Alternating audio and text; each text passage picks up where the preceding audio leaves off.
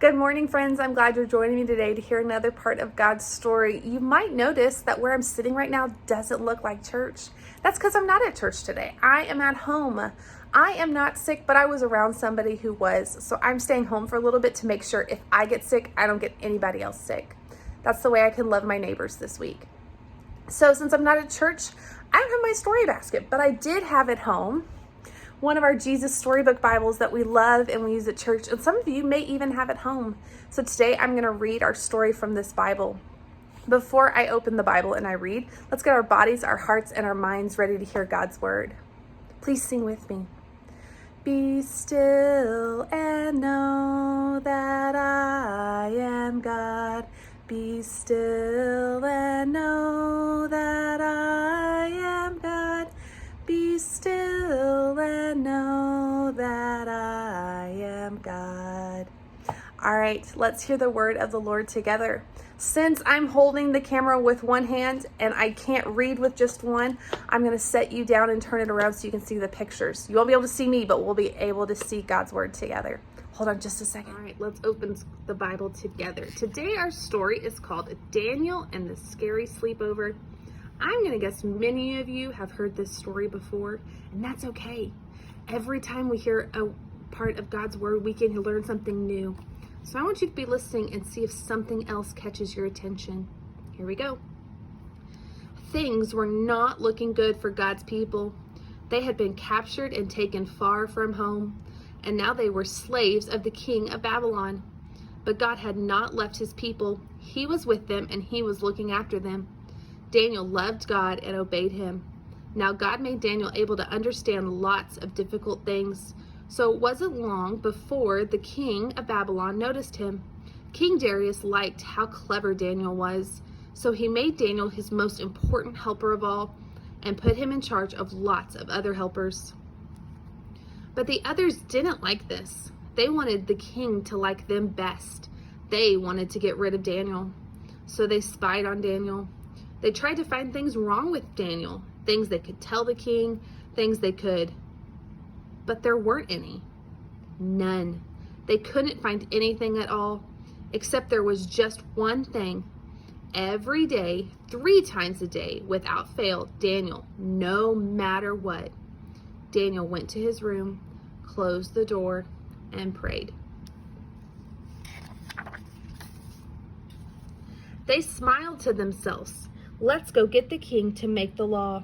No one is allowed to pray to anyone except to the king. Daniel won't obey this law, and he will be punished. They were pleased with themselves for being so clever and hurried off to tell the king. The king liked their idea. He didn't know they were tricking him, so he made it into a law. Everyone must pray, only to me. If you don't, the lions will have you for their dinner. Daniel heard this. They knew it was wrong to pray to anyone except God. He had to do what God said, whatever it cost him, even if it meant he would die. So Daniel went to his room, closed the door, and prayed. I wonder how these men felt after the king passed his law. I wonder how the king's going to feel when he realized what happened. Oh, gotta turn this page. That's just what the bad men knew Daniel would do. They skipped straight off to tell the king, "Oh, your most glittering highness, your law says, does it not, that everyone must pray only to you, sire?" "Yes," said the king. "Oh, magisterial brightness, then correct us if we're wrong. But it would seem that Daniel is praying to God, not to you." The king was sad. He had been tricked. He did not want to hurt Daniel, but he couldn't change his law. So he let the soldiers throw Daniel to the lions. "May your God, who you love so much, rescue you," the king said. Do these lions look nice to you? Yeah, I don't think so. Let's look at Daniel's face. I wonder how Daniel feels when this is happening. What do you think Daniel's thinking? The king went back to his palace, but he didn't sleep that night. Not a wink.